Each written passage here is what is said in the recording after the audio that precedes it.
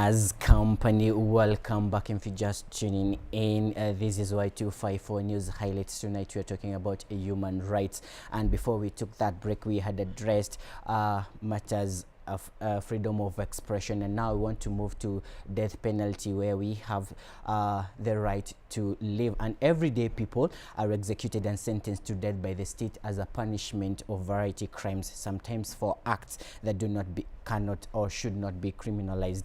In some countries it can be for drug related offenses, and in others it is reserved to terrorism related acts or even murder. And a case study is what happened to Ruth Kamande, aka Miss Langata. Do you think the ruling was fair, and why do you think whatever happened, it was fair? You wanna go first?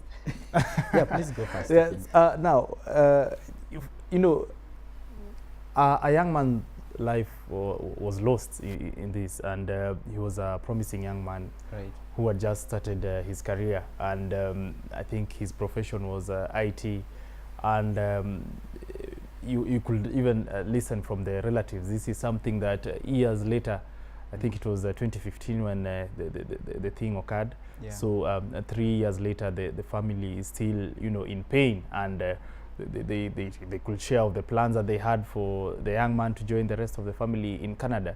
So truth is that the young man's life was lost, and it was just not lost in an ordinary way. Yeah. This was a man who was stabbed. I've even lost the count. Was it? But it was more than 19 times. So it was a slow and painful death. Yeah.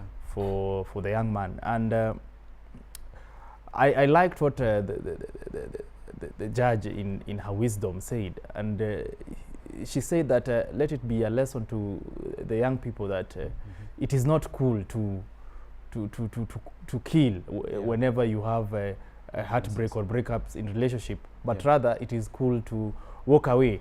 So in law, at times some things are passed so that it can also be a lesson to the rest of the society. So for me, yes, it was a fair judgment. And remember, the judge also noted that the lady, even during the mitigation time, showed absolute no remorse during this whole period. So as much as she's Miss Langata, and you know, she's this pretty young woman, it was fair for what happened. Yes, let it be a lesson to the rest of us young people that when it's time to go, let us walk away in peace. All right, I think Stephene will concur with you, but I want to ask you, Stephene, a different question. She was given a death penalty, of which it will not happen, but it's interpreted to a long or a life sentence. Now, to matters or to people who commit such heinous actions of murder or even homicide, for how long do you think should be imprisoned, and maybe when they are released, if they come to the society, how should they be put together, or the relationship when they come back to the society, how should people view them? First, I believe in second chances, and I believe in giving someone that opportunity to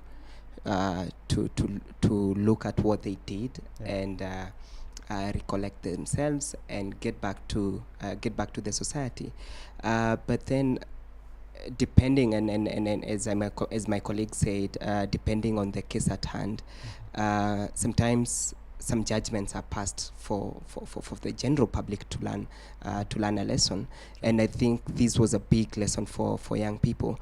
So I am assuming that anyone who might get himself or herself in such a situation in the coming days, we might find situations where we would need to develop programs or to initiate things or processes that would bring these people back to their normal lives after a couple of years. Because I mean, at the end of the day, everyone is born free, as the Human Rights Declaration says. Everyone is born to make some sort of contribution in the world, and we are not meant to be perfect at all times. But then some extremes where life is lost, it's usually regrettable. But then at the same time, it's also good to look at the other side of the thing and say how many people will we jail until we get to this point where everyone is consciousness is quite awake and aware that they should protect life, or they should know their limit.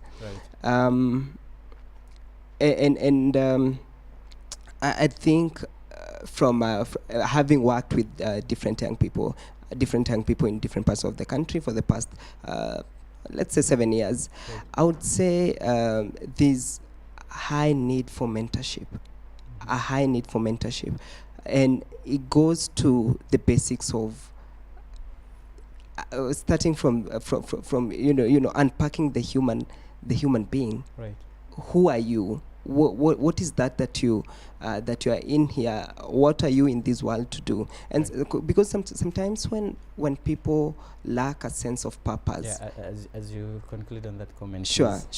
When people lack a sense of purpose, or a sense of being, or a sense of existence, everything else looks like just waking up, and it just becomes like a routine, which should not be the case.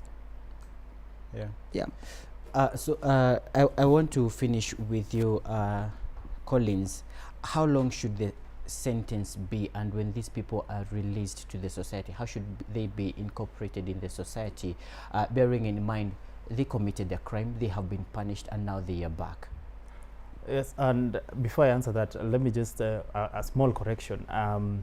The death penalty does exist, and it is true in the letter of the law is that what is supposed to happen is that the lady should be sent to hang.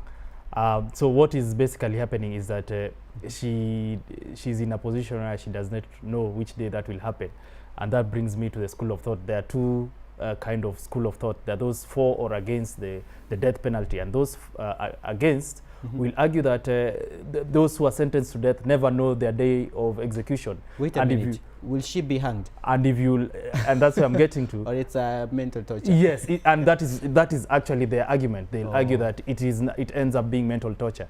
And if you'll have time to share with those who have been sentenced to death in prison, they tell you how those wardens will always, torture them once in a while. Make it look like today is their day or tomorrow is their day.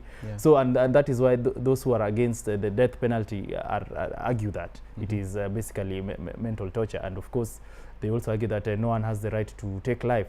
But to answer your question, it is just as it is interpreted, a life sentence. But maybe mostly you'll find that after, say, 30 years, I think she's still in her 20s. So perhaps in the next 30 years, she might be under review for presidential amnesty. That is, if they've looked that she has reformed. So I'll see maybe another 30 years. Minimum. All right. It seems to us this discussion may not end here. We have a lot to talk about on human rights, but because we don't have much time, we must end it here. Thank you so much, gentlemen, for coming and sharing your opinions and your thoughts. And back home, many thanks for keeping it Y254. They have been my guest, Stephene Machua and Collins Mango. And my name is Dereva Hilewi. Have yourself a good night.